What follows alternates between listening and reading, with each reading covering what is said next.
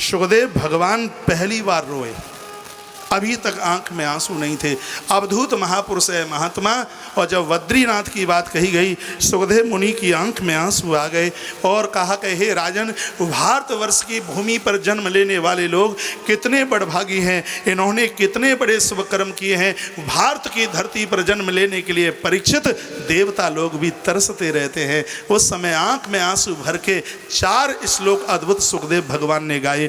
कहा एत देव ही देवा गायंती। हे परीक्षित, ये श्लोक देवता स्वयं गाते रहते हैं। क्या कहते हैं कि अहो अमीशाम किम कार्य शोभनम प्रसन्न एसाम सुदितम स्वयं हरि ये जन्म लब्धम निसुन यह जन्म लब्धुम निसुभारताजिरई मुकुंद सेवा पैकम सप्रायिना। हे राजन, अहो अमीशाम किम कार्य शोभनम। देवता कहते हैं कितना बड़भागी ये भारत का व्यक्ति है, इसके सौंदर्य का कितना वर्णन किया जाए। ये जन्म लब्धम, इसके कितने जन्मों की तपस्या है, तब इसको भारत की भूमि में जन्म मिला। परीक्षित ने कहा गुरुजी क्या महिमा है भारत की? तो सुखदेव मुनि भारत की महिमा बता रहे हैं। ये भारत में ही मिल सकता है और कहीं दूसरी जगह नहीं मिल सकता। न यत्र यज्ञ समखामहु सवा सुरेश लोकोपिन वै सिव्यतम। भारत की भूमि पर यज्ञ होता है जो बैकुंठ में भी नहीं होता।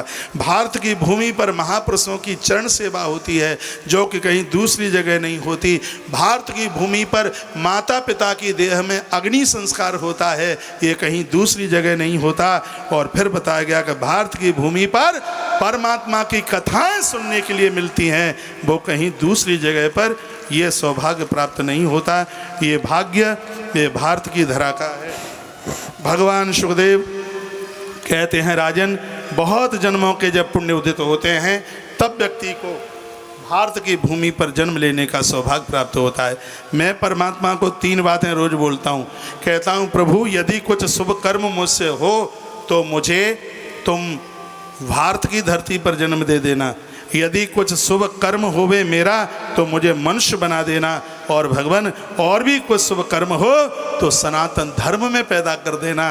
ये आपसे प्रार्थना है। सुखदेव भगवान कहते हैं हे राजन, करोड़ों जन्मों के पुण्य उदित होते हैं तब कहीं जीव भारत की धरती पर आकर के जन्म लेता है। हे राजन, धरती की भारत की महिमा इतनी अद्भुत है, इसलिए तो भारत की धरती पर भगवान के संपूर्ण अवतार होते हैं। जो कि सौभाग्य किसी और देश को नहीं मिला, वो भारत को मिला। ऐसी भारत की धरती पर हमारा और आपका जन्म हुआ। ये कह करके मैं कथा को विराम की तरफ लेके चलूँगा। भारत में 3 शब्द हैं, एक है भा, दूसरा है रा और तीसरा है ता। यानी तब 3 अक्षरों में ये भारत बना। भारत में जो र शब्द है वो राम जी की मर्यादा है, वो राम के द्वारा दिए गए संस्कार हैं। सबके बीच में ये निवेदन करूँगा, यदि राम जी के संस्कार हमारे जीवन से चले गए, भारत में से रा शब्द अलग कर दो तो सिर्फ भात बचता है। यदि भारत की मर्यादा छिन्न भिन्न हो जाएगी तो विदेशी लोग भात समझ करके चाट जाएंगे। मैं फिर एक बार आज की कथा में इस बात के लिए निवेदन करूँगा, जहाँ राजा प्रियव्रत ने कहा था मनुष्य शरीर धारण करना पुण्य की बात है और शरीर धारण करने के बाद भी मनुष्य बन जाना ये बहुत बड़े पुण्य की बात है। हम शरीर मनुष्य का तो लिए बैठे हैं, अब हम अपनी मनुष्यता को प्रकट कर दें, अच्छी तरह से हम मानव बन करके बता दें। ये 26 अध्याय 5वें स्कंद में ये ऐसी कथा भगवान सुखदेव की वाणी का बहुत आनंद आ रहा है। सुखदेव भगवान कहते हैं राजन क्या सुनोगे?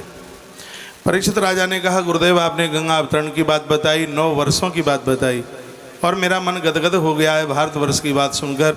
भारत के अधिपति भगवान बद्री विशाल नरनारायण पहाड़ के बीच में जो विराजित हैं मातुलकनंदा के किनारे पर, उनकी महिमा महान्यता का वर्णन किया और उसके तत्पश्चात कुछ भूगोल खगोल का वर्णन किया। जहाँ 7 नीचे के लोग हैं और 7 ऊपर के हैं, दोनों को मिलाकर के 14 भुवन बनते हैं। और आप इधर देख नहीं रहे, 7 नीचे के हैं तल, अतल, बितल, तलातल, सातल और पाताल। 7 ऊपर के हैं भुवन लोग, धर्म, सत्य, 7 दोनों को मिलाकर के 14 हैं। जहाँ हम धरती पर बैठे हैं इससे 10,000 योजन ऊपर अंतरिक्ष लोक है, उससे 2 लाख ऊपर चंद्रमा नाम का ग्रह है, उससे 2 लाख ऊपर बुध है और बुध से भी 2 लाख ऊपर शुक्र जी महाराज हैं और वहाँ से 19 लाख योजन ऊपर शनि महाराज और सबके ऊपर सप्तर्षियों की बात बताई गई है। जहाँ हम बैठे हैं यहाँ से 10,000 योजन नीचे से नीचे के लोक आरंभित होते हैं। जैसे मृत्यु लोक में ये घर द्वार परिवार सब कुछ दिखाई देता है, ऐसे ही नीचे के लोक में लोग बसे हुए हैं। भगवान सुखदेव ने उसका वर्णन किया। परीक्षित राजा ने कहा, गुरुदेव मैंने ऐसा सुना है गलत काम करने पर लोगों को नरक मिलता है, तो आप हमें ये बता दें कि नरक कितने प्रकार के हैं। सुखदेव भगवान कहते हैं, राजन यूँ तो नरकों की संख्या बहुत है, लेकिन मेरे पिता वेदव्यास ने मुझे 28 प्रकार के नरक बताए हैं और वही मैं आपके बीच में बता रहा हूँ। व्यक्ति कौन सा ऐसा अशुभ कर्म करता है जिसकी वजह से उसको नरक की मार पड़ती है। नरक नाम भगवान के देश विशेषा अथवा वनिस्लोका अवतस्तलांतलमेति ऋषिर्वाच का अंतराल एव त्रिगुणात्मदशी दीक्षितावस्था भूमेरु पृष्ठात् जलाद इस्मा अग्निवातादः पितृगण दिस्वानाम गोत्राणाम परमेण समाधिना सत्ता एवास्य आसन निवेशंती। इस गद्य का अब आप अर्थ समझिए। का नाम रूप लक्षण कथयामी शृणु, किस नाम और रूप के द्वारा इन नरकों को जाना गया। पहला नरक है तामिश्र, दूसरा अंध तामिश्र, तीसरा नरक है जिसका नाम है रौरव। जो माता पिता का अपमान करता है, सुनिएगा, जो माता पिता का अपमान गुरुजनों का अपमान करता है, 1 करोड़ वर्ष तक उस जीव को रौरव नाम के नरक में फेंक दिया जाता है।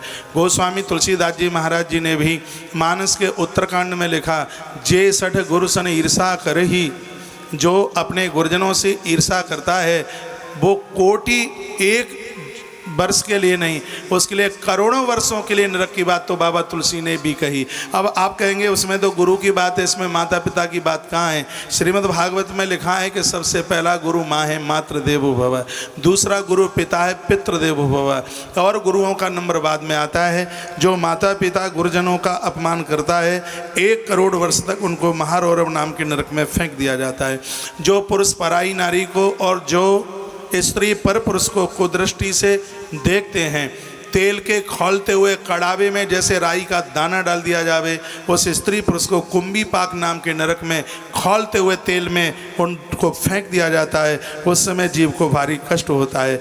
जो लोग मांस का भक्षण करते हैं ऐसे लोगों को पूरा का पूरा ज़मीन में गाड़ करके और उन्हीं पशु पंक्षियों के द्वारा उनके चमड़े को नुचवाया जाता है, उनको बहुत वेदना होती है। ग्रंथ में तो यहाँ तक लिखा है, जो लोग अपने बच्चों का एक ही गोत्र के साथ में विवाह करते हैं ऐसे लोगों को भी नरक का भागीदार बनना पड़ता है।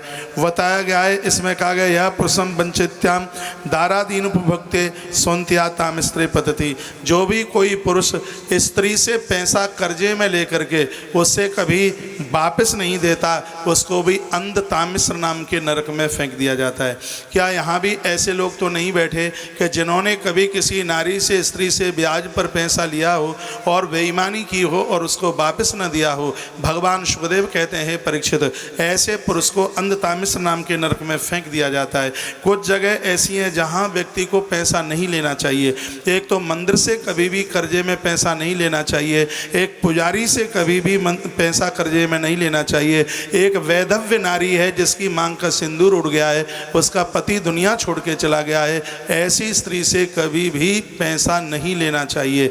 लिया है तो उसका कुछ गुना करके वापस दें, इनका कभी पैसा मारे नहीं। जो नारी वर्ग का पैसा खा जाते हैं उसे वापस नहीं देते। हे परीक्षित, अंध तामिस्त्रो पतति, ऐसे लोगों को अंध तामिस्र नाम के नरक में फेंक दिया जाता है। पंचों बात समझ में आ रही है थोड़ी बहुत? आगे चलूं। आगे लिखा है, यत्र यातनाम सतो वेदनया नष्ट मते नष्ट वितिष्ठ भवति।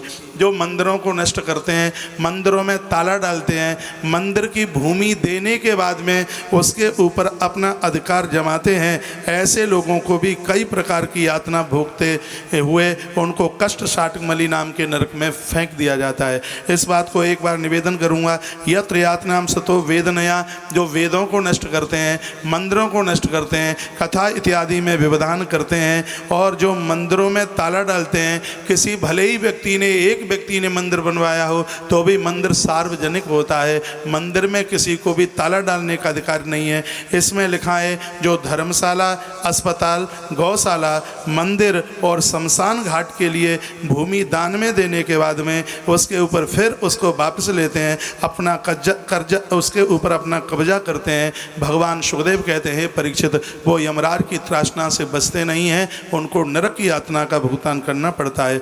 यस्तु ममेदमहिमित मत्वा भूतद्रोह सुकुटुम्बेव पुष्मान सरोवरवै निपतति। जो लोग भूतों की सेवा करते हैं, जो लोग भूत प्रेतों की सेवा करते हैं, जो लोग तांत्रिक क्रिया करते हैं, जो लोग दूसरों को विष देते हैं, जो लोग दूसरों का स्वर्ण लेकर के कभी वापस नहीं देते, ऐसे लोगों को भी महारौरव नाम के नरक में हे परीक्षित फेंक दिया जाता है। यथा ये तेन हिंसता जंतु वस्तु ये परलोका रूते भूतपाते खादंती। जो लोग पशुओं को मार मार करके खाते हैं, ऐसे लोगों को नरक में पूरा का पूरा गाड़ दिया जाता है। या केवलम देवभरम स महारौरम निपतति। जो क्विंटलों का वजन लेकर के इस धरती पर घूम रहे हैं, इस शरीर से कोई सत्कर्म अच्छे काम नहीं करते, हे परीक्षित उनको भी नरक की यातना का भुगतान करना पड़ता है। यस्तु सजीवान पशुन पक्षिणो वा पचति तम परलोके यमदूतान तप्त तेलिम कुंभी पाक नरकाम निरंते ध्रियंती। जो लोग जीव को बहुत ज़्यादा कष्ट देते हैं वह बच नहीं सकते। यस्य पितृ विप्र दुर्ग सतप्त ताम्रपय समदेशे काल सूत्रा की पतति। जो ब्राह्मणों को कष्ट देते हैं, जो माता पिता को कष्ट देते हैं, गुरुजनों को कष्ट देते हैं, ऐसे तप्त ताम्बली नाम के नरक में उन्हें फेंक दिया जाता है, कालसूत्रवन नाम के नरक में फेंका जाता है। ऐसे जीव को भारी कष्ट होता है। यस्तु स्ववेद मार्गम त्वक्ता पाखंडम श्रुता। जो अपने धर्म में पाखंड फैलाते हैं, आडंबर ढोंग ड्रामा करते हैं, ते दूता अस्त्र पतनम प्रवेश्या कसया। ऐसे लोगों को अस्त्री पत्र नाम के नरक में फेंक दिया जाता है। उस जीव को बहुत ज़्यादा कष्ट होता है। तत्पश्चात वर्णन और आगे के लिए किया गया स्वधर्म त्यागी पाखंड मार्ग फलम भुगते। जो लोग प्रलोभन में आकर के अपने धर्म को छोड़ करके गैर दूसरों के धर्म को स्वीकार कर लेते हैं, हे परीक्षित उनको भी नाना प्रकार के नरकों में धकेल दिया जाता है। उस समय जीवात्मा को बहुत भारी कष्ट होता है। हरेर मार्गम रागांदा को गंतुर्म रहती। जो रास्ते में चलते हुए रास्ते को मार्ग को रोकते हैं, रास्ते में वह कंटक लगाते हैं, कांटे लगाते हैं और रास्ते को वो ख़त्म कर देते हैं, निकलने वाले रास्ते के ऊपर अपना अधिकार जमाते हैं। हे परीक्षित ऐसे लोगों को भी नरक से बचाया नहीं जा सकता। ऐसे लोगों को नरक यातना का भुगतान करना ही पड़ता है। यस द्वारे नारायणो गदा पाणी स्थितः। हर दरवाजे पर आया हुआ अतिथि साक्षात नारायण का रूप है और उसको आदर मान सम्मान अतिथि का न करता हुआ जिन घर से आने वाले अतिथि लोग भूखे प्यासे चले जाते हैं, हे परीक्षित ऐसे लोगों को भी भयानक नाना प्रकार के नरकों का भुगतान करना ही पड़ता है। तत्पश्चातो रसातले देतिया दानवा पड़िया निवात कवचया संति। जो लोग इसमें देखिए इतना अद्भुत वर्णन किया गया है। कुछ बातें ऐसी हैं कि मुझे बोलना ही पड़ता है। इसमें लिखा है कि जो लोग शराब पीते हैं, मदरा पीते हैं, ऐसे लोगों को वैतरणी नाम की नदी में फेंक दिया जाता है जैसे मल में पड़े हुए कीड़े। और उसी प्रकार से वैतरणी नाम की नदी में पड़े हुए कीड़े उस शराबी को महाराज वो दंशन करते हैं और उस जीवात्मा को बहुत ज़्यादा कष्ट होता है, उसको बहुत ज़्यादा दुख होता है। रास्ते में चलने वाले राहगीरों को लूटने वाले, किसी बेटी की शादी हुई है और वो ससुराल को जा रही है या आ रही है, उसके अलंकार आभूषणों को लूटने वाले लोग पहले नरक में पहुँचते हैं और उसके बाद में उनको भयानक उनको सर्प की योनि में जाना पड़ता है और उनको बहुत कष्ट भोगने पड़ते हैं। जो ब्राह्मण अपने 6 कर्मों के साथ, जो क्षत्रिय अपने 4 कर्मों के साथ, जो वैश्य अपने 2 कर्मों के साथ और जो कनिष्ठ अपने 1 कर्म के साथ में अपने जीवन का निर्वाह नहीं करता, तो इन चारों वर्ण के लोगों की भैया दुर्गति हो जाती है। इसमें वर्णन है जो महापुरुष सूद का काम, जो महात्मा सूद ब्याज को कहते हैं, जो महात्मा ब्याज का काम करता है, ऐसे उस महात्मा को भी अस्त्री पत्र नाम के नरक में फेंक दिया जाता है। जो स्त्री जो पुरुष एक दूसरे को कुदृष्टि से देखते हैं उनकी दुर्गति होती है। जो माता पिता अपनी बेटी को लायक वर और घर का चुनाव नहीं करते, जानबूझकर किसी के लोभ प्रलोभन में आकर चाहे किसी के हाथ में अपनी कन्या को दे देते हैं, ऐसे माता पिता उस कन्या की देह में जितने रोम हैं उतने वर्षों तक वह माता पिता, उसका बड़ा भाई, उसका मौसा, मौसी, बुआ और फूफा और बड़ी बहन, इनको नरक का अधिकारी बनना पड़ता है। भगवान सुखदेव कहते हैं कन्या को गलत हाथ देने में इन लोगों का अधिकार है, प्रकृति उनको बख्शती नहीं है। इस प्रकार से यास्तव्य राजा राज पुरुषोवा अदंडे दंडम पढ़तो ब्राह्मणो व शरीर दंडम।